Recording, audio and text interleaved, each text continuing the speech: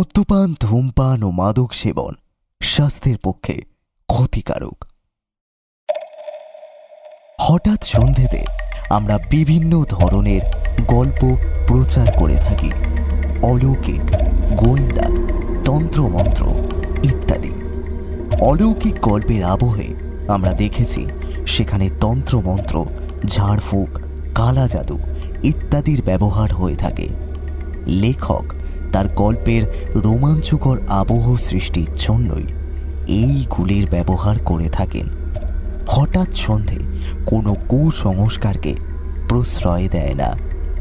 আমাদের সমস্ত শ্রোতা বন্ধুদের কাছে নিবেদন, অনুগ্রহ করে গল্প শোনার আনন্দে এই গল্পগুলি গ্রহণ করুন।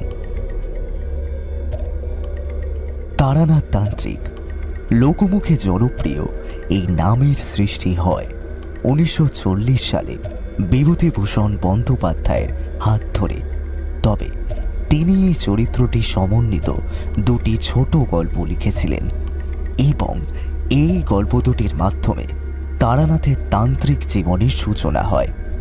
বিভূতিভূষণের মৃত্যুর পরে তার পুত্র তারাদাস বন্দ্যোপাধ্যায় স্মৃতির গহীন থেকে তুলে আনেন তারানাথকে। তার লিখনে রূপ পায় বাংলার সংস্কৃতির শিকড়ে থেকে যাওয়া এক অজানা ভুবন। তারানাথ চরিত্রটি বিপুল জনপ্রিয়তা পেতে শুরু করে। এই চরিত্রকে নিয়ে লেখা সমস্ত গল্পগুলি অলৌকিক, অস্বাভাবিক, রহস্য এবং জাদু বাস্তবতার উপর ভিত্তি করেই হয়ে থাকে। হঠাৎ সন্ধেতে পূর্বেও আপনারা তারানাথ তান্ত্রিকের গল্প শুনেছেন। আজ আপনাদের ভালোবাসায় আবার ফিরেছে তারানাথ। আজ আপনি শুনবেন বিভূতিভূষণ বন্দ্যোপাধ্যায় ও তারাদাস বন্দ্যোপাধ্যায়ের অমর সৃষ্টি তারানাথ চরিত্রকে ঘিরে তারানাথ তান্ত্রিক ফ্যান ফিকশন, তারানাথ তান্ত্রিক ও চৌধুরী ভিলা রহস্য।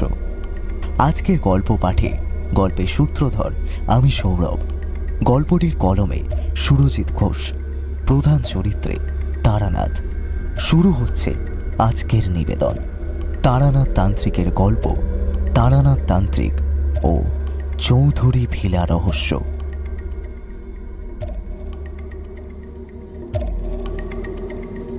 এই নিন কাকাবাবু আপনাদের চা। আপনারা বসে চা পান করুন। আমি তাড়াতাড়ি একবার বাইরে থেকে ধুতি আর কাপড়গুলো তুলে নিয়ে আসি, না হলে এক্ষুনি আবার বৃষ্টির জলে সব শুকনো কাপড়গুলো ভিজে যাবে একবারে। কিশোরীর দিকে এক পেয়ালা চা বাড়িয়ে দিলাম আমি। নিজের জন্য থাকা বাকি চায়ের পেয়ালাটায় সামান্য ফুঁ দিয়ে তাতে দুই চোখ বন্ধ অবস্থায় লম্বা টান দিলাম। এমন বর্ষার দিনে এইরকম গরম চা নেহাত মন্দ লাগার কথা নয়। তার উপর আবার চারির হাতের চা বলে কথা, তার স্বাদ এক আলাদাই। রবিবারের বিকেল হলেও আকাশ জুড়ে ঘন কালো মেঘের কারণে এই অসময়ে অকাল সন্ধ্যের অন্ধকার ঘনিয়ে এসেছে চারপাশ জুড়ে। দুপুরের পর কিছুটা সময়ের জন্য বৃষ্টি একটু থামলেও খুব শীঘ্রই যে আবার ঝেঁপে বৃষ্টি আসতে চলেছে তা অনুমান করাই যায় সহজে। গোটা আকাশ পুরোপুরি ঢাকা পড়ে গেছে জমাট কালো মেঘে, একেবারে যাকে বলে ঝমঝম করে মুষলধারে বর্ষণ। তা হবে বলাই বাহুল্য। আসার পর থেকেই দেখছি ঠাকুর মশাই ঘরের ভেতর নিদারুণ ব্যস্ত হয়ে রয়েছেন পুজো অর্চনার কাজে। তাই আমরা আর তাকে অযথা বিরক্ত করিনি। চারি বাইরের দড়িতে মেলা সমস্ত শুকনো কাপড় নিয়ে সদর হয়ে ঢুকে এলো ঘরের ভেতর, আর সাথে সাথেই ঝমঝম করে বৃষ্টি আরম্ভ হলো। বড় বড় জলের ফোঁটা নেমে এলো ঊর্ধ্ব গগন হতে পৃথিবীর বুকে। আমাদের চা পান সমাপ্ত হলে আমরা নিজেদের মধ্যে নানান বিষয় নিয়ে গল্পগুজব করছি। ঠিক এমন সময় ঠাকুর মশাই বেরিয়ে এলেন কক্ষের বাইরে। এ কি কিশোরী আর বিভূতি যে, কখন এলে তোমরা? ঠাকুরমশাই কখন যে নিঃশব্দে আমাদের পেছনে এসে দাঁড়িয়েছেন তা আমরা কেউই টের পাইনি। কিশোরী ঠাকুরমশাইয়ের দিকে সৌজন্যমূলক মৃদু হাসি হেসে বলল, এই তো ঠাকুরমশাই, মিনিট 10-15 কি 20 হলো আমরা এখানে এসেছি। এসে দেখলাম আপনি পুজোর কাজে ব্যস্ত রয়েছেন। ঠাকুরমশাইয়ের ব্যস্ত থাকার কারণটা এতক্ষণে পরিষ্কার হলো। ঠাকুরমশাই আমাদের বলল যে আজ অমাবস্যা, তাই অমাবস্যা তিথির এক বিশেষ পুজো করছিলেন তিনি। আমাদেরকে বসতে বলল। ঠাকুরমশাই অন্দর মহলের দিকে পা বাড়ালেন পুজোর পোশাক ছাড়ার জন্য। যাওয়ার সময় আমরা যে চা খেয়েছি কিনা সেই খবরটাও নিয়ে গেল। তার প্রত্যুত্তরে কিশোরী বলল, হ্যাঁ হ্যাঁ ঠাকুরমশাই, আপনি এই সমস্ত ব্যাপার নিয়ে একদম চিন্তা করবেন না। আর তাছাড়াও আমরা কি আপনার বাড়ির অতিথি নাকি যে আমাদের এভাবে আপ্যায়ন করতে হবে? আর চারি আমাদের আসা মাত্রই চা দিয়েছে। কিশোরীর কথায় ঠাকুরমশাই এবার মৃদু সৌজন্যমূলক হাসি হেসে সোজা পা বাড়ালেন কক্ষের দিকে। স্বল্প কিছুটা সময়ের মধ্যেই তিনি ফিরে এসে বসলেন আমাদের একেবারে মুখোমুখি তক্তপোষের ফাঁকা অংশে। আসার সময় আমরা ঠাকুরমশাইয়ের জন্য 20 পয়সা দিয়ে যে পাসিং শো সিগারেটের প্যাকেটটা কিনে নিয়ে এসেছিলাম সেটাই এবার বাড়িয়ে দিলাম। তোমাদের না কতবার করে বারণ করেছি যে আমার জন্য প্রত্যেকবার এরকম প্যাকেট করে নতুন সিগারেট আনার কোনো দরকার নেই। তোমরা দেখি আমার কোনো কথাই কানে তোলো না। একদিকে অবশ্য ভালোই করেছো, মাঝে বেশ কয়েকদিন তোমরা আসনি, তাই আমার আর পাসিং শো সিগারেট খাওয়াও হয়নি। বেশ কয়েকদিন বিরতির পর আবার এই আজকে খাওয়ার সুযোগ হলো। দেশলাইটা বোধ হয় ওই কুলঙ্গির মধ্যে রয়েছে। তোমরা বসো, আমি ওটা নিয়ে আসছি। ওটা ছাড়া তো আর ধূমপান করতে পারবো না। ঠাকুরমশাই কুলুঙ্গি থেকে দেশলাই কাঠের বাক্স আনার জন্য উঠে গেলে আমি আর কিশোরী একে অপরের সাথে দৃষ্টি বিনিময় করে মৃদু হাসলাম। আসলে ঠাকুরমশাই আমাদের থেকে প্রত্যেকবার সিগারেট নিতে কিঞ্চিত আপত্তি করলেও অন্তরে তিনি বেশ খুশি হন। সিগারেটের অগ্রভাগে আগুন ধরিয়ে ঠাকুরমশাই এসে বসলেন তক্তপোষের ওপর। তার চিরকাল ধরে ব্যবহার করা সেই আধ ভাঙা বহু পুরাতন আমলের নারকেলের মালাটির মধ্যে আঙুলের সামান্য ঝঙ্কানিতে ঝেড়ে ফেলেছিলেন সিগারেটের জমতে থাকা ছাই। কিশোরী কোনো একটা গল্প শোনার জন্য উসখুস করতে লাগলো। আসলে সে চিরকালই বড় অধৈর্য প্রকৃতির মানুষ, কিন্তু আজ ঠাকুরমশাইয়ের মন হয়তো কিছুটা ভালো ছিল, তাই জন্য তিনি নিজে থেকেই বলে উঠলেন, তা বলো, আজ কি ধরনের গল্প শুনতে চাও তোমরা? ঠাকুরমশাইয়ের এমন ধারা গল্প শোনানোর প্রস্তাব শুনে আমি এবং কিশোরী আমরা উভয়ই একে অপরের প্রতি মুখ চাওয়াচাই করলাম। আমরা যেন নিজেদের কানকেই বিশ্বাস করতে পারছিলাম না। এই খানিকটা ওই মেঘনা চাইতেই জল পাওয়ার মতো বিষয়।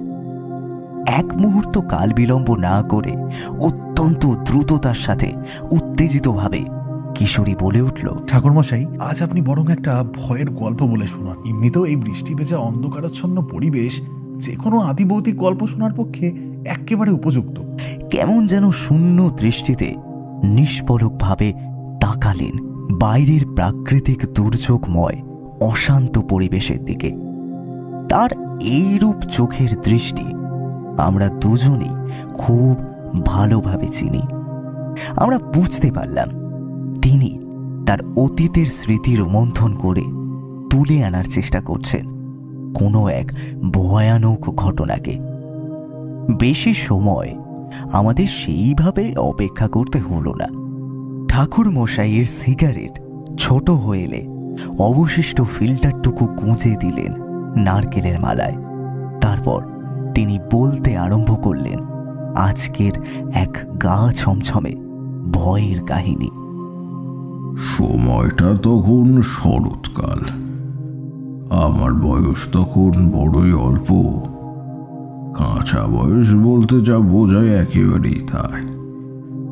আমাদের গ্রামের পাশের এক গ্রামে, সেখানে জমিদার বাড়িতে খুব বড় করে মহা ধুমধামের সাথে প্রতি বছর দুর্গাপুজো হয়। একেবারে যাকে বলে সত্যি দেখার মতো পুজো। আমি ছোটবেলা থেকেই সেই পার্শ্ববর্তী গ্রামের জমিদার বাড়িতে গিয়ে মায়ের পুজো দেখতাম। খুব ছোটবেলায় বা কিংবা ঠাকুরদার সাথে পুজো দেখতে গেলেও যত বড় হয়েছি ততই একা একা যেতে ভালোবাসতে শিখেছি। আসলে ব্যক্তিগতভাবে আমার মতে কোথাও একলা যাওয়ার মধ্যে একটা আলাদাই সুখ রয়েছে। এই যেমন ধরো, কোনো পিছুটান থাকে না, সম্পূর্ণ স্বাধীনভাবে থাকা যায়, কেউ বিরক্ত করে না, সম্পূর্ণ নিজের মতো করে ঘোরাফেরা করতে পারবে। আবার কিছু অসুবিধাও রয়েছে বটে, যেমন অনেকেই একলা ঘোরা পছন্দ করে না নিঃসঙ্গতার কারণে, তবে আমার সেই স্বভাব ছিল না কোনো কালে। তাই তো অতীতে যুবক বয়সে একটানা দীর্ঘদিন বাড়ি থেকে বহু দূরে বাড়ির বাইরে কাটিয়ে দিয়েছি অনায়াসে। সে যাই হোক, জমিদার বাড়িতে সেইবার আমি দুর্গাপূজার মহোৎসব দেখতে গিয়েছিলাম। তোমাদের কি বলবো হে কিশোরী, সম্ভ্রান্ত বনেদি জমিদার বাড়ির পুজো বলে কথা। সে কি আর সে কোনো হেলা ফেলা ব্যাপারে? সেই পুজোর আড়ম্বর দেখলে একেবারে চক্ষু চড়ক গাছ হবার উপক্রম। সে সমস্ত কিছু আমাদের, অর্থাৎ এই সাধারণ মধ্যবর্তী মানুষদের স্বাদের একেবারে বাইরে। চারিদিকে কেবলই মানুষের ভিড়, একেবারে ঠিক ঠিক করছে লোকজন। বিশাল বড় প্রায় প্রাসাদ সমতুল্য ঝা চকচকে অট্টালিকাকে সাজিয়ে তোলা হয়েছে রং বেরঙের কাপড় আর ফুলের মালা দিয়ে। চারিদিকে জ্বলছে রঙিন কাচের বড় বড় ঝাড় লণ্ঠন। বাড়ির মেয়ে বউদের নিত্য প্রয়োজনীয় অপ্রয়োজনীয় যাতায়াতের জন্য রাখা আছে বেশ কয়েকটি দামি কাঠের পালকি এবং পুরুষ সহ অন্যান্য সদস্যদের জন্য কয়েকখানা জুড়ি গাড়ি। জমিদার বাড়ির সিংহদুয়ার হয়ে ঠাকুর দালানে গিয়ে উপস্থিত হতে দেখলাম জগৎ জননী মায়ের অপূর্ব সেই রূপ। চারিদিক থেকে সামনে ভেসে আসছে ঢাকের বাদ্যে মঙ্গলময় উলুধ্বনি আর ঘণ্টার ধ্বনির শব্দ। বাতাসের মধ্যে খুব সূক্ষ্মভাবে যেন মিশে গিয়েছে শিউলি ফুলের মিহি মিষ্টি গন্ধ। ধনুর ধোঁয়ায় দেবী প্রতিমাকে কি অপূর্ব সুন্দর লাগছে। আমি দু চোখ ভরে মন্ত্রমুগ্ধের মতন পলকহীন চোখে তাকিয়ে রইলাম সেদিকে। আমার অবস্থা এমন হলো যেন সামান্য নড়াচড়া করা কিংবা কথা বলার শক্তিটুকু পর্যন্ত আমার মধ্যে অবশিষ্ট নেই। মায়ের পুজো পাঠ সমাপ্ত হলেই সন্ধে আরতি দেখে একেবারে ভোগ খেয়ে ফেরার পথে হঠাৎ করে মোলাকাত হলো প্রদীপ বাবুর সঙ্গে। কি প্রদীপ বাবু, আপনি এখানে এই সময়? তারানাথ বাবা, তুমি এখানে পুজো দেখতে এসেছ? প্রদীপ বাবুর সাথে আমার বেশ কয়েক বছর আগে থেকেই পূর্ব পরিচয় ছিল। ভবানীপুর গ্রামের একজন নামকরা ব্যবসায়ী হলেন ওই প্রদীপ চৌধুরী। সমগ্র তল্লাটের মানুষেরা তাকে এক নামে চেনে। 8 থেকে 80 প্রতিটা বয়সের মানুষই তাদের পরিবারের কথা চান।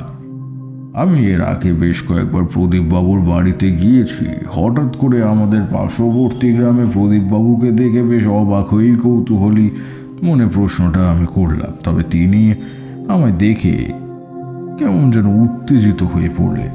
আগে হ্যাঁ প্রদীপ বাবু, আমি এখানে পুজো দেখতেই এসেছিলাম বেশ অনেকক্ষণ আগে।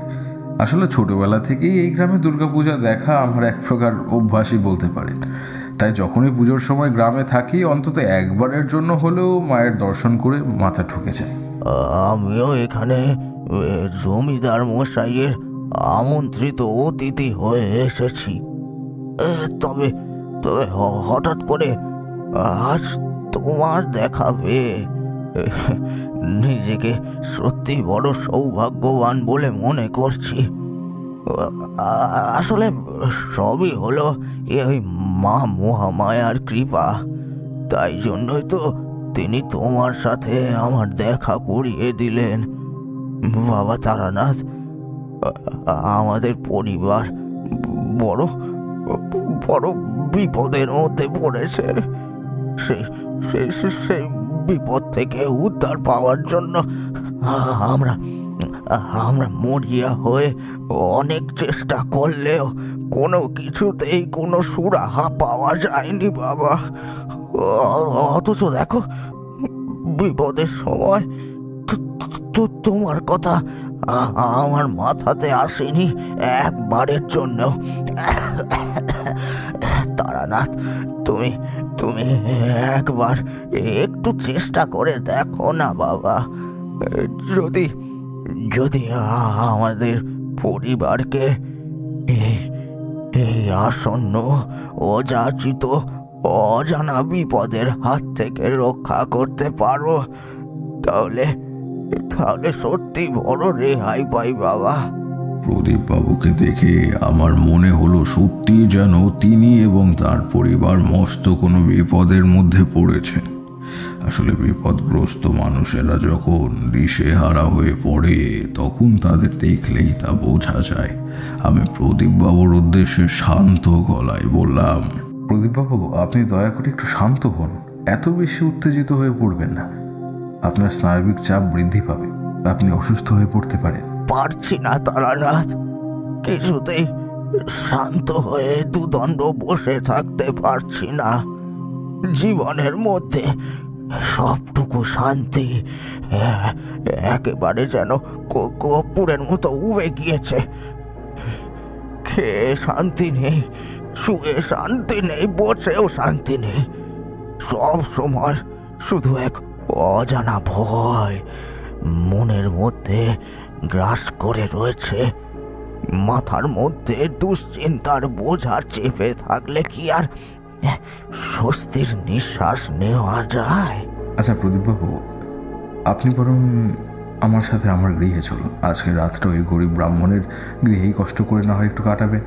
আমি আপনাকে কথা দিচ্ছি, আপনার সমস্যার কথা সব শুনি এবং সেই বিষয়ের গুরুত্ব বুঝে সেরকম হলে কাল আমি নিজে গিয়ে আপনার সাথে চৌধুরী বাড়িতে যাব। বন্যার প্রবল জলস্রোতে ভেসে যাবার সময় অসহায় মানুষ যেমন সামান্য করটুকু আঁকড়ে ধরে প্রাণ রক্ষা করতে চায়, ঠিক সেই রকমই তিনি আমার দুই হাত জড়িয়ে ধরলেন। আমি তার দুই অস্থির চোখের মধ্যে পরিষ্কার অসহায়তার ছাপ কিন্তু লক্ষ্য করলাম। এর পূর্বে আমি কখনো প্রদীপবাবুকে এরকম অসহায় হতে দেখিনি।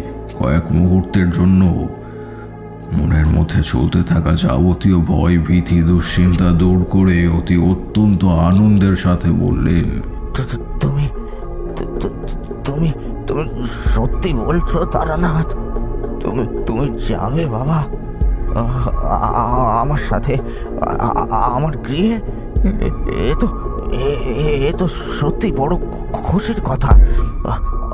আমি শুনেছি তোমার অনেক অলৌকিক ক্ষমতা রয়েছে, যে ক্ষমতা আমাদের মতো সাধারণ কোনো মানুষের থাকে না।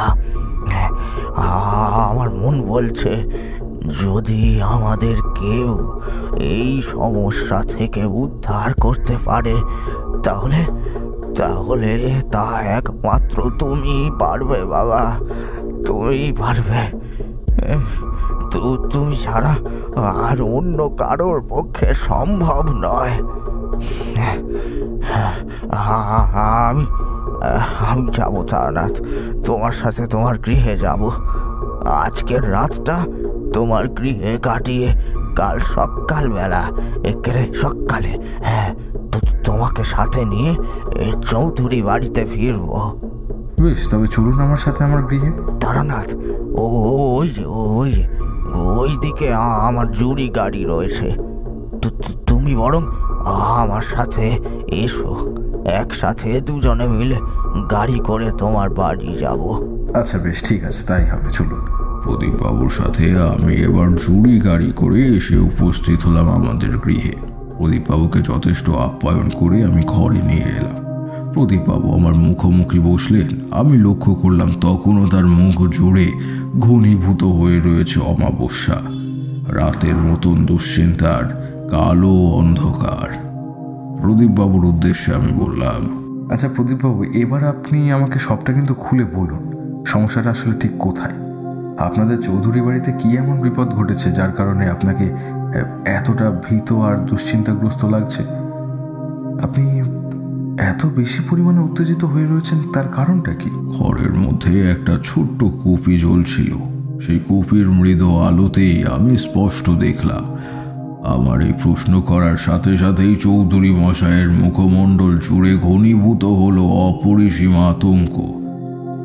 মুহূর্তের মধ্যে তার মুখের অভিব্যক্তি সম্পূর্ণরূপে বদলে গিয়ে একেবারে যেন রক্তশূন্য ফ্যাকাশে রূপ ধারণ করল।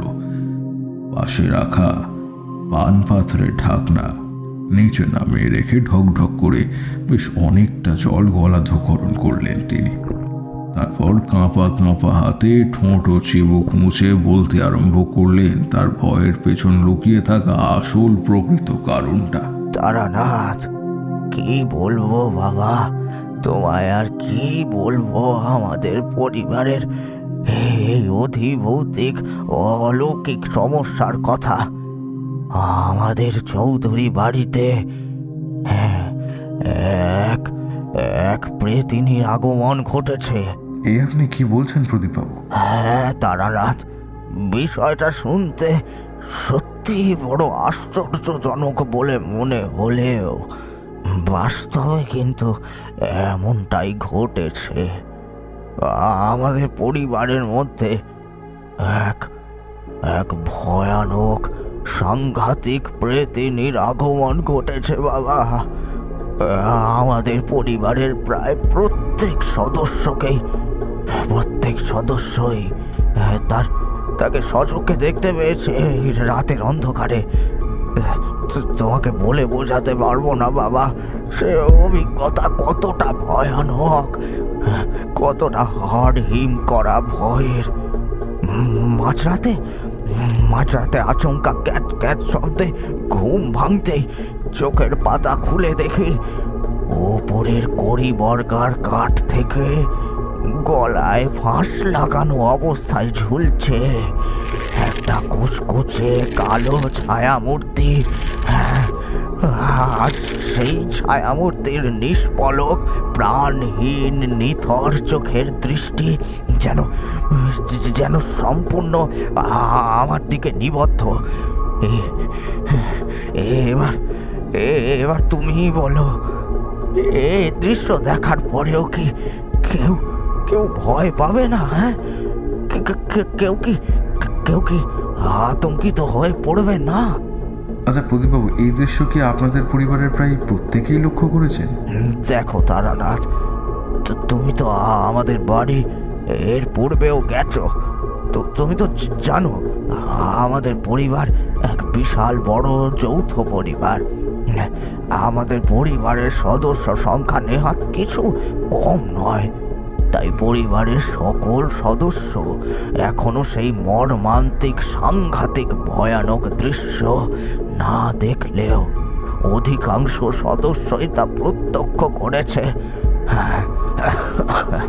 প্রথম বিষয়টা আমাদের চোখের ভুল কিংবা মনের ভুল ভেবে উড়িয়ে দিলেও পরবর্তীকালে যখন এই একই ঘটনা বারবার পুনরাবৃত্তি ঘটতে থাকে তখন তাকে আর কিছুতেই দৃষ্টিভ্রম কিংবা মতিভ্রম বলে উড়িয়ে দেওয়া যায় না। আচ্ছা প্রদীপবাবু, আপনি তো বললেন যে আপনিও নাকি সেই অশরীরীর দর্শন পেয়েছেন। আপনি কি তার মুখমণ্ডল দেখতে পেয়েছেন? আপনি কি চিনতে পেরেছেন আসলে সে কে? না বাবা, আমি তার চোখ মুখ কিছুটা দেখেছি, এ কথা ঠিকই, কিন্তু তাকে চিনতে পারিনি। এমনকি কসমিন কালেও কখনো দেখেছি বলে তো মনে হয় না। আচ্ছা, এবার আমার পরবর্তী প্রশ্ন হলো, সেই অশরীরী আসলে একজন নারী নাকি পুরুষ? নারী, সে একজন মেয়ে মানুষ বাবা, সে একজন মেয়ে মানুষ। প্রদীপবাবু, আপনাদের পরিবারে কোনো মহিলা সদস্য কখনো কোনো সময় কি চৌধুরী বাড়িতে ওইভাবে গলায় দড়ি দিয়ে আত্মহত্যা করেছেন? আপনার সময়কালে না হলেও হয়তো অতীতে কি কখনো মানে ওরকম ঘটেছে আপনার পরিবারে? না তারানাথ, আমি আমার বাপ ঠাকুরদার মুখ থেকে কখনো কোনো দিন কোনো এমন ঘটনা ঘটেছে বলে তো শুনিনি, অথবা অথবা আমার জানাও নেই বাবা। আচ্ছা বেশ, ঠিক আছে প্রদীপবাবু, আপনাকে যা সমস্ত কিছু প্রশ্ন করার ছিল তা ইতিমধ্যে আমি করে ফেলেছি। আপনি যথেষ্ট ক্লান্ত আছেন, আর আপনাকে অযথা বিরক্ত করবো না। আপনি বিশ্রাম নিন, কাল খুব ভোর ভোর আমরা রওনা হব। সত্যি কথা বলতে কি জানো তারানাথ, আজ আমার মনের মধ্যে একটা একটা অদ্ভুত শান্তি কাজ করছে বাবা। তোমাকে যে আমি আমার বাড়ি নিয়ে যেতে পারছি, তুমি যে এই সমস্যার কথা শুনে আমায় আমায় সাহায্য করার কথা বলেছ, এতেই যেন আমার বুক থেকে একটা ভারী পাথরের বোঝা নেমে গিয়েছে বাবা। এতদিনে আমি অনেক কিছু করেছি এই অতি ভৌতিক সমস্যা থেকে মুক্তি পাওয়ার জন্য, কিন্তু কিন্তু বিশ্বাস করো, কিছুতেই বিশেষ কিছু লাভ হয়নি। ও হ্যাঁ, আরেকটা কথা আপনার কাছে জিজ্ঞাসা করার ছিল যে প্রদীপবাবু, ওই প্রেতাত্মার উপদ্রব আপনাদের বাড়িতে ঠিক কবে থেকে শুরু হয়েছে? আজ থেকে প্রায় 3-7 আগে। আর একটিও কথা না বলে আমি সে ঘর থেকে বেরিয়ে এলাম। আমার প্রয়োজনীয় কিছু জিনিসপত্র ঝোলার ভেতর ভরে সব একেবারে গুছিয়ে রাখলাম। পরের দিন সূর্যোদয়ের প্রথম কিরণ ধরাতলের ওপরে নেমে আসার সাথে সাথেই আমরা পরিবারের সকলের কাছে বিদায় জানিয়ে প্রদীপবাবুর সাথে বেরিয়ে পড়ব। শরতের ফুরফুরে শীতল বাতাস ততক্ষণে পাগলা ঘোড়ার মতন দাপিয়ে বেড়াচ্ছে চারিদিকে। সেই বাতাসের মধ্যে মিশে রয়েছে মিষ্টি শিউলি ফুলের গন্ধ। কতগুলো রং বেরঙের ছোট বড় প্রজাপতির দল খেলে বেড়াচ্ছে এদিক ওদিকে।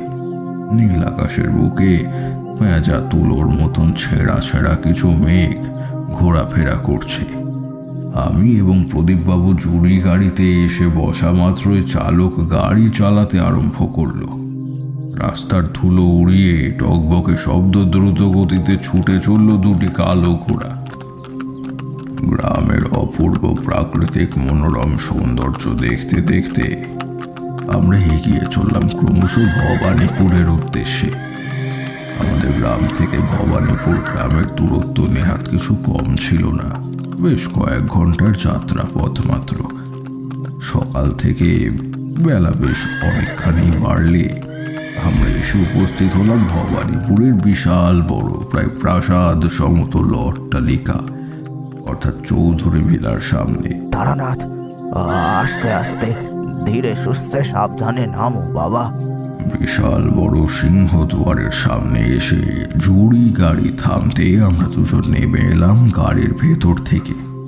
বাড়ির প্রধান ফটকের সামনে শ্বেত পাথরের ওপর খোদাই করে শৌখিন কারুকার্যময় ভাবে লেখা রয়েছে চৌধুরী ভিলার নাম।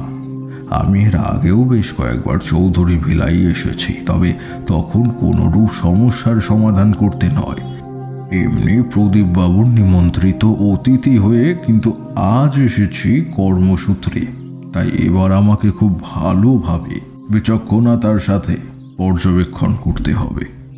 সূর্যালোকের স্পষ্ট আলোয় চারপাশটা একবার ভালোভাবে দেখে নিয়ে আমি প্রবেশ করলাম চৌধুরী বাড়ির বিশাল বড় লোহার দরজা পেরিয়ে অন্দরমহলে। আর সাথে সাথেই আমি উপলব্ধি করতে পারলাম একটা খুব সূক্ষ্ম বিশ্রী গন্ধ যেন আমার নাকে এসে ঠেকলো।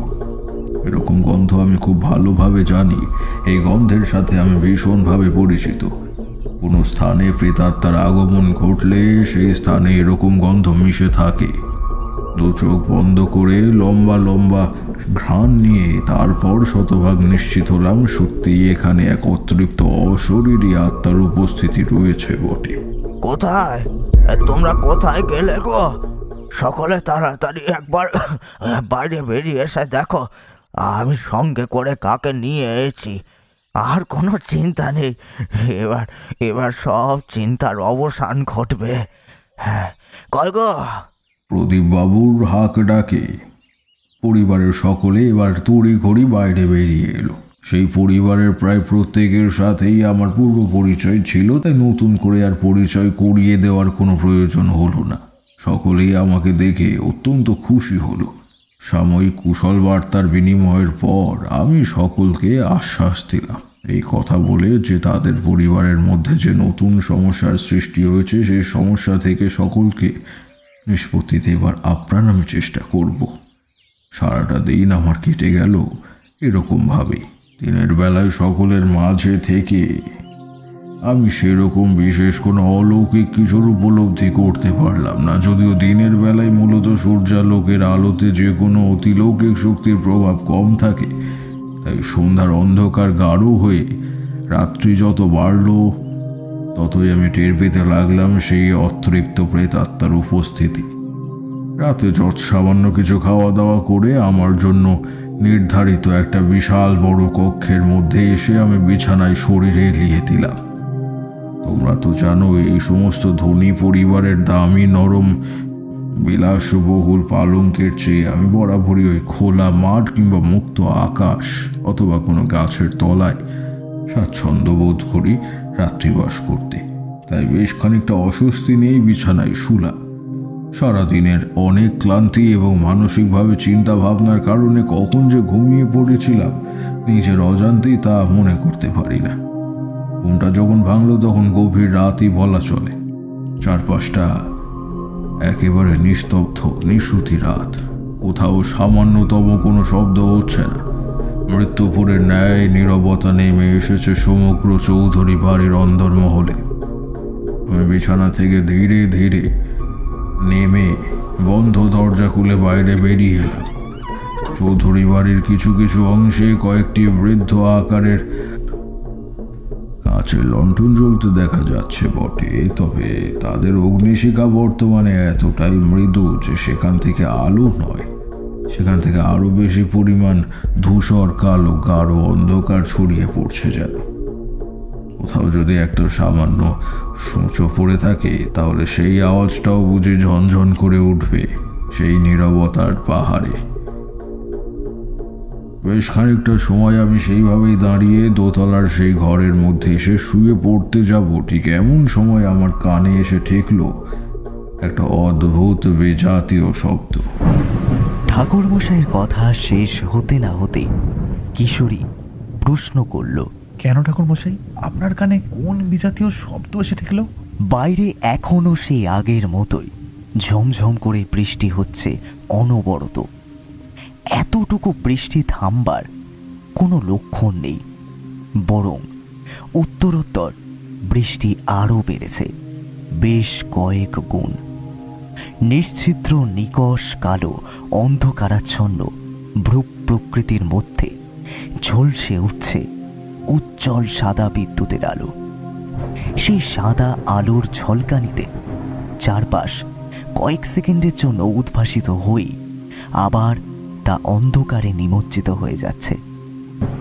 ঠাকুরমশাইয়ের চোখ মুখের দিকে নজর যেতে দেখলাম তিনি বেশ উত্তেজিত হয়ে পড়েছেন। তার দুই চোখ জুড়ে ছড়িয়ে পড়েছে এক অদ্ভুত চাঞ্চল্য ভাব। আমি এবং কিশোরী আমরা দুজনেই ঠাকুরমশাইয়ের এইরূপ চোখের দৃষ্টির অর্থ বিলক্ষণ জানি। আমরা বুঝতে পারলাম এবার তার একটু বিরতি নেওয়ার সময় হয়ে এসেছে। আমরা যতবারই সিগারেটের প্যাকেট কিনে আনি না কেন, কিংবা সেই সিগারেট তার যতই পছন্দ হোক না কেন, গল্প বলার মধ্যবর্তী সময় অন্তত একবারের জন্য হলেও তাকে গড়গড়ায় টান দিতেই হয়। কিশোরী, কিছু মনে করো না, আমাকে এবার একটিবার উঠতেই হবে। গড়গড়াটায় টান না দিলে একেবারে সঠিকভাবে মনোনিবেশ করতে পারছি না গল্পে। তোমরা কিছুটা সময় বসে অপেক্ষা করো, নিজেদের মধ্যে গল্প গুজব করো। সেরকম হলে চারের কাছ থেকে চা চেয়ে খাও। আমি মাত্র কিছু সময়ের মধ্যেই ফিরে আসছি। আর একটিও বাক্য অযথা ব্যয় না করে ঠাকুরমশাই সোজা উঠে তক্তপোষ ছেড়ে চলে গেলেন ঘরের ভেতর তার গড়গড়া সাজাতে। আমি সিগারেটের প্যাকেট থেকে দুটো সিগারেট বের করে একটি কিশোরীর দিকে বাড়িয়ে দিয়ে একটা নিলাম নিজে। চোখের ইশারায় তাকে সিগারেটে আগুন ধরাতে বললাম।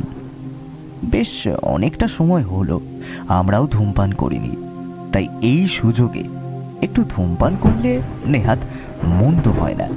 এই নিন কাকাবাবু, আপনাদের জন্য একটু গরম গরম তেলে ভাজা আর চা করে আনলাম।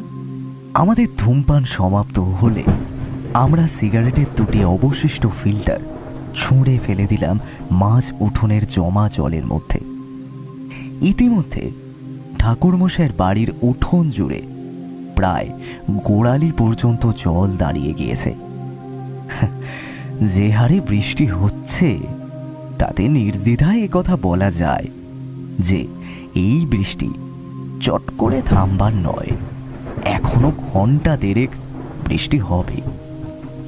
রান্নাঘরের ভেতর থেকে চারি আমাদের জন্য 2 পেয়ালা গরম চা আর সাথে মুচমুচে তেলে ভাজা নিয়ে হাজির হলো।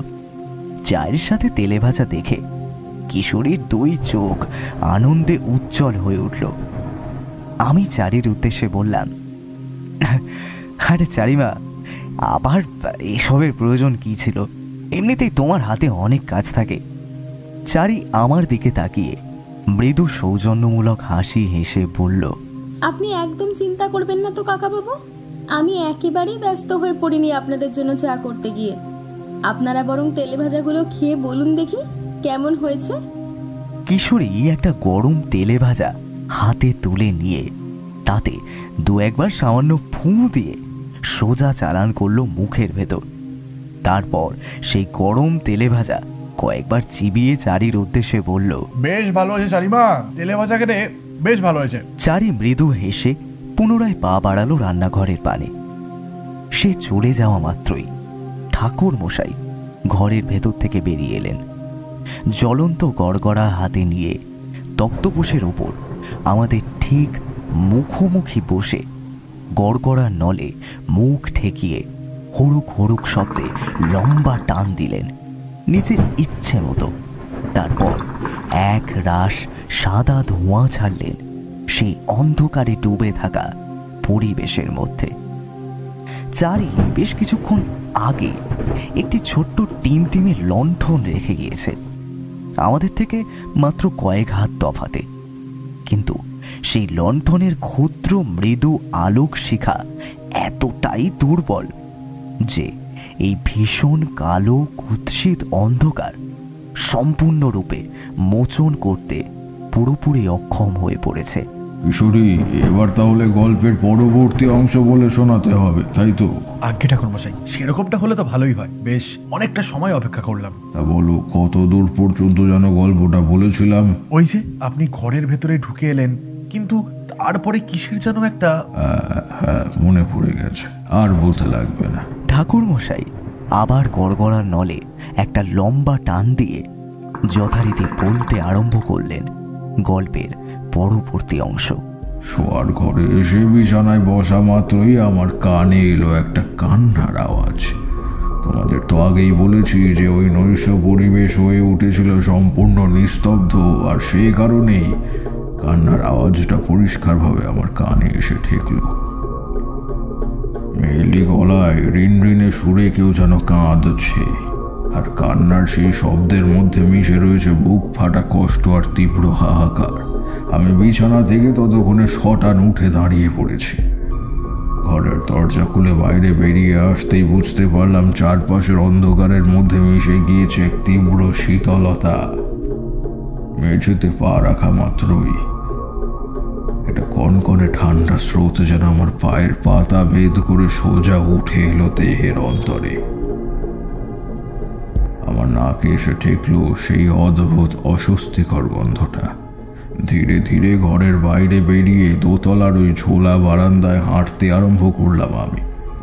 কান্নার শব্দটা ক্রমাগত বেড়েই চলেছে, অথচ সেই শব্দ যে আমি ছাড়া আর অন্য কারোর কানে গিয়ে পৌঁছাচ্ছে না তা বেশ ভালোই বুঝতে পারলাম। কারণ সেই শব্দ যদি অন্য কারোর কানে গিয়ে পৌঁছতো তাহলে আমার মতো সকলে ততক্ষণে যে যার কক্ষের বাইরে বেরিয়ে আসতো। অত্যন্ত মন্থর গতিতে ধীর পদক্ষেপে হাঁটতে হাঁটতে আমি যখন একেবারে দোতলার শেষ সীমানায় এসে দাঁড়ালাম তখন আমার দৃষ্টিগোচর হলো অন্ধকারে নিমজ্জিত একটা কোণের মধ্যে বসে রয়েছে এক কালো ছায়া মূর্তি। দুই হাঁটুর মধ্যে মুখ গুঁজে বসে ক্রমাগত কেঁদে চলেছে সে। তার মাথার লম্বা লকলকে চুলের ছোলা নেমে এসেছে, তার মুখ ঢেকে গিয়েছে। পরনে তার একখানা মলিন শাড়ি, দেহের অধিকাংশ অংশ রক্তাক্ত ক্ষত বিক্ষত, কালচে সরু রক্তের ধারা দেহ হতে নির্গত হয়ে তা নদীর মতন প্রবাহিত হয়েছে মেঝে জুড়ে।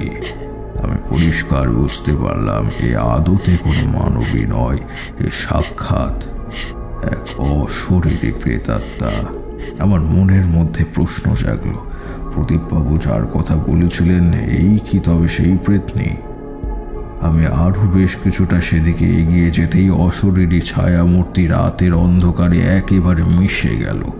চোখের সামনে থেকে সে কপুরের মতন উধাও হয়ে গেল। তারপর কি হলো ঠাকুরমশাই? বেশ অনেকটা সময় সেখানে বিমূঢ় অবস্থায় দাঁড়িয়ে থেকে আমি একসময় কক্ষের মধ্যে ফিরে এলাম। মাথার ভিতরে অনেক প্রশ্ন নিয়ে নরম বিছানায় শরীরটা এলিয়ে দিতেই কখন যেন একসময় ঘুমিয়ে পড়লাম। তবে আবার দ্বিতীয়বারের জন্য ঘুমটা ভাঙলো ঠিক শেষ রাতের অন্ধকার থাকাকালীন। আবার ঘুমটা ভাঙলো একটা ক্যাচক্যাচে শব্দে। তখনও চারপাশের মধ্য থেকে সম্পূর্ণরূপে গাঢ় কালো অন্ধকার পুরোপুরিভাবে কেটে যায়নি। পূর্বের আকাশ কিছুটা পরিষ্কার হলেও মুখ তুলে তাকাননি এখনো সূর্যদেব। বেশ অনেকটা সময় একভাবে ক্যাচ ক্যাচ শব্দ হওয়ার খানিকটা বিরক্ত হলাম, কিন্তু দুই চোখের মধ্যে এতটাই ঘুমের রেশ লাগছিল যেন আমার মনে হচ্ছিল দু চোখের পাতায় বিস্তর আঠা ঢেলে দিয়েছে, আর সেই কারণেই আমি দু চোখের পাতা খুলতে পারছি না কিছুতেই। কোনো উঁচু স্থান থেকে ভারী কিছু দড়ি বাঁধা অবস্থায় ঝুললে মৃদু বাতাসের পরশে কেঁপে ঠিক যেরকম ক্যাঁচকার শব্দের সৃষ্টি হয়, এই শব্দ হুবহু সেই রকম। বিষয়টা ভাবতেই ঘুমের ঘোরের মধ্যে অবচেতন মনে আমার বুকের মধ্যে খুব সূক্ষ্মভাবে একটা শিরশিরে ভয়ের অনুভূতি ছড়িয়ে পড়ল। মনে পড়ে গেল প্রদীপবাবুর বলা কথাগুলো। শরীরে সবটুকু শক্তি একত্রিত করে চোখের পাতা খুলে তাকালাম। আমি আর চোখের পাতা খোলা মাত্রই ওপরের দিকে তাকিয়ে যা দেখলাম তা ছিল একেবারেই কল্পনাতীত এক বিষয়।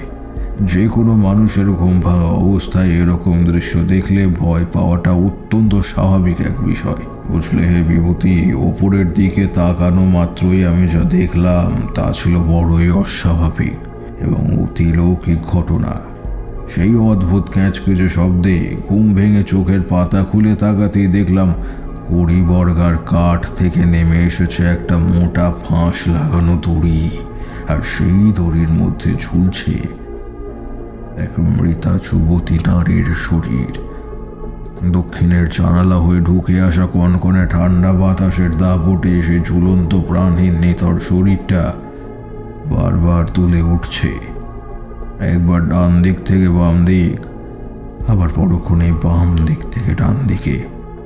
সেই যুবতী নারীর ঘাড় সম্পূর্ণরূপে একদিকে কাত করা। সে কাত করা ঘাড়ের অবস্থা দেখেই বোঝা যায় যে ঘাড়ের মধ্যে থাকা হাড় আর মোটেও আস্ত নেই। সেটা ভেঙে গিয়েছে বললেই এরকম অস্বাভাবিকভাবে ঘাড় এদিকে কাত হয়ে গিয়েছে। যুবতীর মাথায় প্রতিটা চুল চুপচুপে ভিজে গিয়েছে। সে ভিজে চুলের মধ্যে থেকে চুঁইয়ে পড়ছে সরু রক্তের ধারা। তার দুই চোখের মধ্যে থাকা মনি দুটো ওপরের দিকে উঠে গিয়েছে। মুখ গহ্বর কিছুটা হা হয়ে যাওয়ায় সেখান থেকে বেরিয়ে আসছে জিভের বেশ কিছুটা অংশ।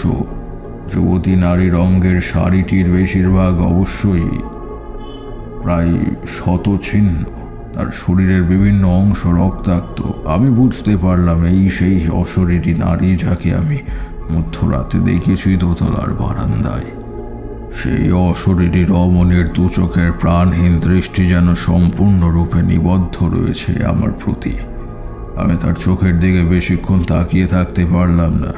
দু চোখের মধ্যে যেন মিশে রয়েছে এক ভীষণ তীব্র ঘৃণা আর যন্ত্রণার ছাপ।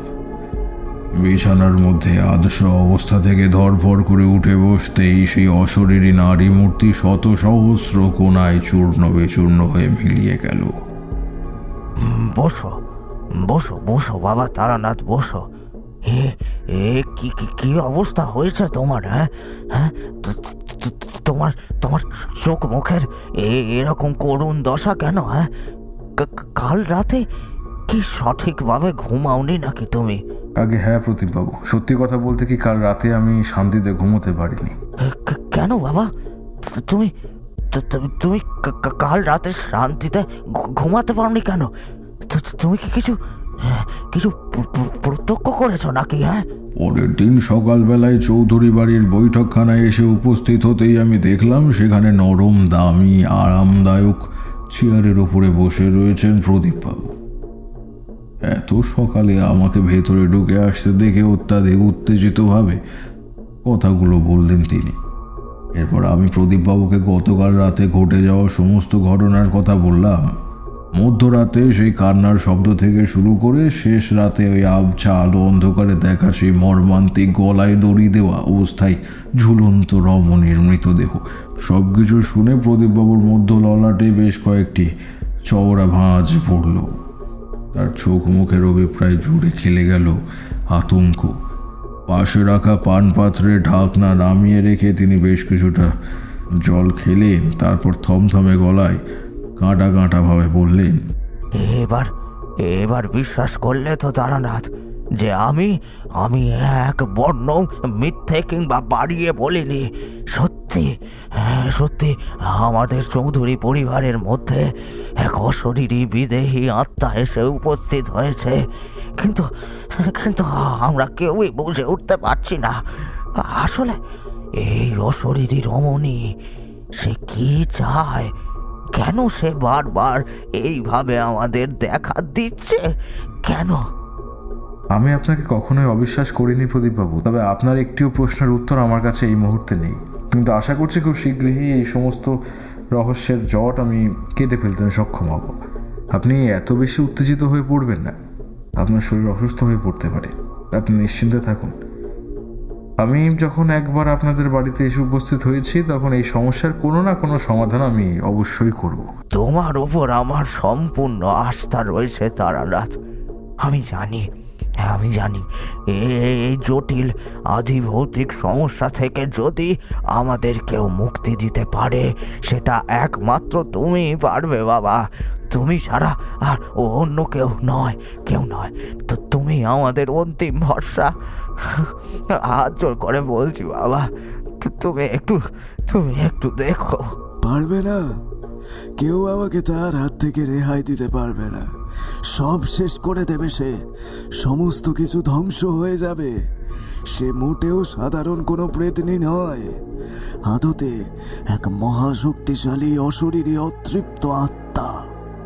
সে সকল অপরাধের শাস্তি দিয়ে তবেই তার আত্মা মুক্তি পাবে, চিরতরের জন্য পরম মুক্তি পাবে।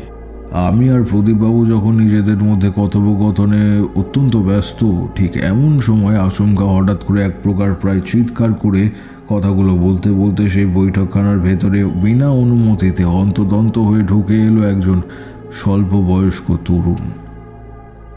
তবে তাকে দেখেই পরিষ্কার বোঝা গেল যে সে বর্তমানে মানসিকভাবে যথেষ্ট বিধ্বস্ত। যুবকের মাথার চুল উস্কো খুস্কো অবিন্যস্ত, যা দেখে বোঝা যায় তার চুলের সঠিকভাবে যত্ন নেওয়া হয়নি।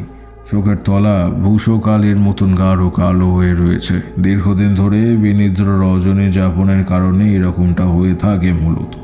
তো চোখের দৃষ্টি বড় অস্থির। যুবক এমনভাবে ইউতি দৃষ্টিতে চারিদিক তাকাতে লাগলো যেন তার দু চোখ ক্রমাগত খুঁজে চলেছে অদৃশ্য কারো উপস্থিতি। যুবক আবার ভীষণ ভয়ের সাথে বিকৃতভাবে বলে উঠল, সে আমাকে ছাড়বে না। যে অপরাধ আমরা করেছি সেই অপরাধের যোগ্য শাস্তি আমাদের পেতেই হবে। এত দূর অবধি তার বলা প্রতিটা কথা সঠিকভাবে বুঝতে পারলেও এরপর সেই যুবক যে আসলে ঠিক কি বলল তা বুঝতে পারলাম না। নিজের মনেই গুনগুন করে কি সব বলতে বলতে সে যেমনভাবে দৌড়ে বৈঠকখানার ভেতরে ঢুকে এসেছিল ঠিক সেরকমভাবেই দৌড়ে আবার বেরিয়ে গেল। গোটা ঘটনাটা এতটাই আকস্মিকভাবে ঘটল যে আমি পুরোপুরি অবাক হয়ে পড়েছিলাম। প্রদীপবাবুর দিকে তাকাতেই তিনি মস্ত বড় একটা দীর্ঘ নিঃশ্বাস ত্যাগ করে বললেন, তারানাথ, এ হলো আমার ছোট ছেলে ভুবন। তোমাকে আর কি বলবো বাবা, ওই যে কথায় বলে না, বিপদ যখন আসে তখন সব দিক থেকে আসে। আমার ক্ষেত্রেও বর্তমানে সেই রকম পরিস্থিতি সৃষ্টি হয়েছে। এমনিতে এমনিতে এই অশরীরী নারীর উপস্থিতি নিয়ে বড়ই সমস্যার মধ্যে পড়েছি।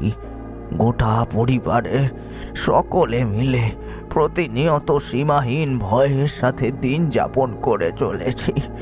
তার উপর আবার ছোট ছেলের এই অবস্থা। কিন্তু প্রদীপবাবু, আপনার ছোট ছেলের এরকম শোচনীয় অবস্থা হলোটা কি করে? যতদূর আমি জানি, এর আগেও যখন আপনাদের বাড়িতে আমি এসেছি তখন আপনার ছোট ছেলে ভুবন সে তো সম্পূর্ণ সুস্থ স্বাভাবিক ছিল। তুমি একেবারে সঠিক বলেছ তারানাথ। আমার ছোট ছেলে ভুবন আর 5 জন অন্য সুস্থ স্বাভাবিক মানুষের মতোই ছিল, কিন্তু প্রায় 1 মাস হলো তার মধ্যে এই পরিবর্তন ঘটেছে। কোথা থেকে কি যে হয়ে গেল তা বলতে পারবো না বাবা। চোখের সামনে একটা সুস্থ সবল তরতাজা ছেলে ধীরে ধীরে বদ্ধ উন্মাদ হয়ে গেল। আমাদের ছেলে এখন আর হাসে না, সব সময় কেবলই কাঁদে, আর অদৃশ্য কাকে দেখে যেন ভীষণ ভয় পায়। কখনো কখনো চিৎকার করে ওঠে, কখনো বা কাউকে চলে যেতে বলেছে। সব মিলিয়ে এক পাগলের কাণ্ড। এসব ভেবে ভেবেই তো আমার স্ত্রীর শরীরটা খারাপ হয়ে গেল। এই ছোট ছেলের কথা ভেবে এত বড় শোক এ বয়সে সে কিছুতেই মেনে নিতে পারল না। কিন্তু প্রদীপবাবু, হঠাৎ করে এই সমস্ত কিছু 1 মাসে হলো কি কারণে? আপনি কি সেই বিষয়ে কিছু জানেন? না বাবা তারানাথ, তুমি আমার কথা বিশ্বাস করো। আমি ঘুণাক্ষরেও এ বিষয়ে সামান্য কোনো কিচ্ছু জানি না বাবা। ভুবন এবং ওর আরো বেশ কিছু বন্ধু মিলে কোথায় যেন এক পাহাড়ের পাদদেশে সকলে মিলে বেড়াতে গিয়েছিল। তারপর সেখান থেকে ফিরে আসার পর থেকেই আমার ছেলের মধ্যে এরূপ অস্বাভাবিক পরিবর্তন টের পাই বাবা। হ্যাঁ, ধীরে ধীরে ভুবন বদ্ধ উন্মাদ হয়ে গেল। প্রদীপবাবুর কথা শুনে বুঝতে পারলাম বিষয়টা একেবারেই স্বাভাবিক নয়। যত রহস্য লুকিয়ে রয়েছে ওই বেড়াতে যাওয়া ওখানেই। গোটা বিষয়টা আমাকে একটিবার ভালো করে খুঁটিয়ে দেখতেই হবে। প্রদীপবাবুর দিকে তাকিয়ে আমি আবার প্রশ্ন করলাম, আচ্ছা প্রদীপবাবু, এই যে আপনি বললেন আপনার ছেলে কোনো এক পাহাড়ের পাদদেশে তার বন্ধু বান্ধবদের সাথে বেড়াতে গিয়ে সেখান থেকে ফিরে আসার পর থেকেই নাকি তার মধ্যে এরকম সব সমস্যা দেখা দিয়েছে, তা আপনি কোনো খোঁজ খবর নেননি বা জানার চেষ্টা করেননি যে সত্যিই সেখানে এমন কোনো সমস্যা হয়েছিল নাকি যার কারণে এরকমটা ঘটতে পারে? তা আবার জানার চেষ্টা করিনি বাবা। আমি আমার সাধ্য মতো খোঁজ খবর নেওয়ার চেষ্টা করেছি, তবে কোনো কিছুই জানতে পারিনি। আচ্ছা প্রদীপবাবু, আপনি কি আপনার ছোট ছেলে অর্থাৎ ওই ভুবনের বন্ধু বান্ধবদের, মানে যাদের সাথে আর কি সে গিয়েছিল ওখানে, আপনি জানেন তাদের নাম কি, তাদের বাড়ির ঠিকানা কোথায় জানেন? না বাবা তারানাথ, সে কথা তো আমি সঠিকভাবে বলতে পারবো না।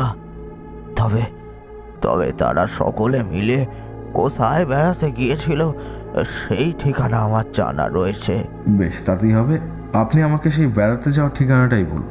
কেন জানি না আমার মনে হচ্ছে সেই জায়গায় গেলেই আমি সব প্রশ্নের উত্তর পেয়ে যাব। আমার সকল রহস্যের জট আপনা হতেই সব খুলে যাবে। ঠিক আছে তারানাথ, আমি তোমাকে একখানি কাগজের মধ্যে সেই ঠিকানাখানা লিখে দিচ্ছি। তুমি বরং আমার জুড়ি গাড়ি এবং বেশ কিছু অর্থ নিয়ে সেখানে যাও।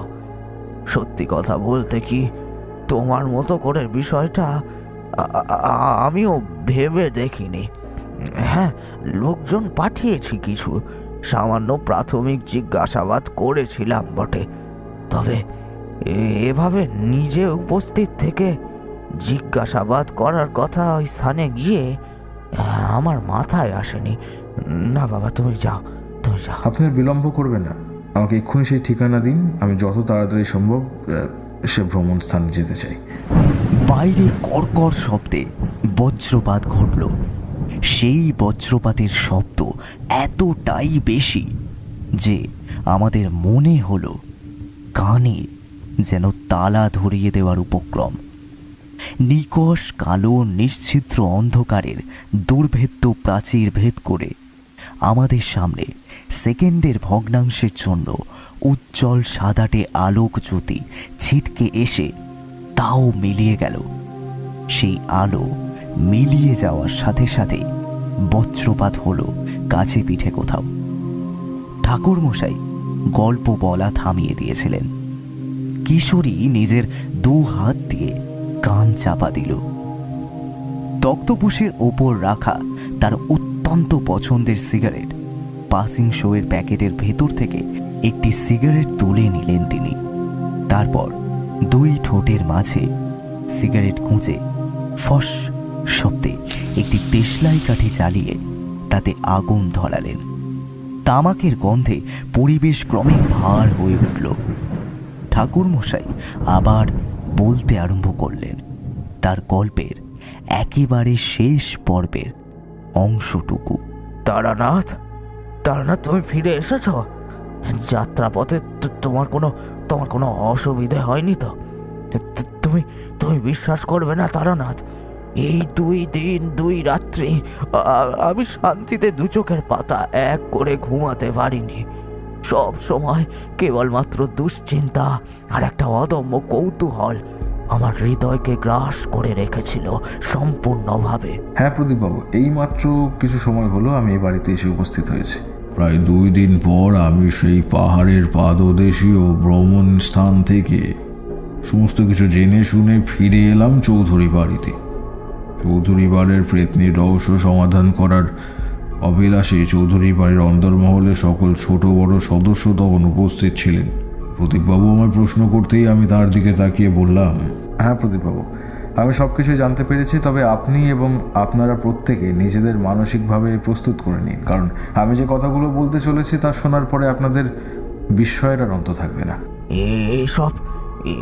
এইসব তুমি কি বলছো তারানাথ? তোমার কথা শুনে আমার যে এবার সত্যি বড় চিন্তা হচ্ছে। আর বিশেষ কোনো গৌরচন্দ্রিকা না করে আসল ঘটনাটা ঠিক কি ঘটেছে আমি সে কথাই আপনাদের সকলকে বলছি। আমি সেখানে গিয়ে জানতে পেরেছি আপনার ছেলে এবং তার বেশ কিছু ঘনিষ্ঠ বন্ধু বান্ধব মিলে সেখানে বেড়াতে গিয়েছিল। সর্বমোট 5 জন যুবক ছিল, তবে এই যুবকের দল সেখান থেকে ফিরে আসার পূর্বে রাতে এক ভয়ানক অন্যায় করে। তারা প্রত্যেকে আসলে একজন অপরাধী। সেখানকার এক নিরীহ মেয়ের সাথে চরম অন্যায় করে, নরকের পশুর মতন রাতভর তার উপর পাশবিক অত্যাচার চালিয়ে যায়, গলায় ফাঁস লাগিয়ে ঝুলিয়ে দেয় দেহটাকে কড়িবর্গার কাঠ থেকে। অপরিসীম যন্ত্রণা ভোগ করার পর সেই নিরীহ অসহায় মেয়েটি কপালে মৃত্যু বরাদ্দ হয়। চৌধুরী বাড়ির প্রেতনি হলো সেই পাহাড়ি নিরীহ মেয়েটির অতৃপ্ত আত্মা। মৃত্যুর পরেও সে মুক্তি পায়নি, পাওয়ার কথাও নয়। নিজের অপরাধীদের শাস্তি না দিলে সে পারবেটা কি করে? আমার অনুমান সে ভুবনের বাকি অন্যান্য বন্ধুদেরকে শাস্তি দিয়েছে ইতিমধ্যেই, এবার পালা হচ্ছে ভুবনে। তাই জন্য তো প্রায় 1 মাস পর চৌধুরী বাড়িতে সেই অতৃপ্ত রমণীর আত্মা হঠাৎ আগমন ঘটেছে। ভুবন এবং তার সকল বন্ধুরা যে জঘন্য নিকৃষ্ট অপরাধ করেছে তার একমাত্র শাস্তি হলো প্রাণদণ্ড। এই কথা শুনতে সত্যি আপনাদের খারাপ লাগলেও এটাই হচ্ছে সত্যি কথা, যে আপনাদের ছেলের আয়ু আর খুব বেশি দিন নেই। ঠিক যেভাবে কষ্ট দিয়ে তিলে তিলে সে মেয়েটিকে শেষ করেছে, ঠিক তেমনি মানসিক যন্ত্রণার মধ্যে, অপরিসীম ভয়ের মধ্যে দিয়ে একটু একটু করে আপনার ছেলেও শেষ হবে। অশরীরী রমণীর আত্মা আপনাদের পরিবারের সকলকে দেখা দিয়ে আসলে বোঝানোর চেষ্টা করছিল যে কতটা পরিমাণ যন্ত্রণা সে পেয়েছে মরণকালে, তার কি ভীষণ পরিমাণে মর্মান্তিক কষ্ট সে পেয়েছে। প্রদীপবাবু, আপনার ছেলে সেই দিন যে অপরাধের কথা বলছি তা হলো তার নিজের করা অপরাধ। সেও বুঝতে পেরেছে অপরাধীরা তাদের প্রাপ্য শাস্তি পাবে, সে কারণে বারবার তার মুখ দিয়ে উচ্চারিত হচ্ছিল অপরাধীদের শাস্তি পাওয়ার বিষয়টা। আমার মুখ থেকে বলা সমস্ত ঘটনার কথা শুনে ততক্ষণে গোটা চৌধুরী বাড়ির অন্দরমহল জুড়ে মৃত্যুপুরের ন্যায় থমথমে নীরবতা নেমে এসেছে। প্রদীপবাবু দীর্ঘ নিঃশ্বাস ত্যাগ করে হতাশার সাথে দপ করে বসে পড়লেন আরাম কেদারাটার উপরে।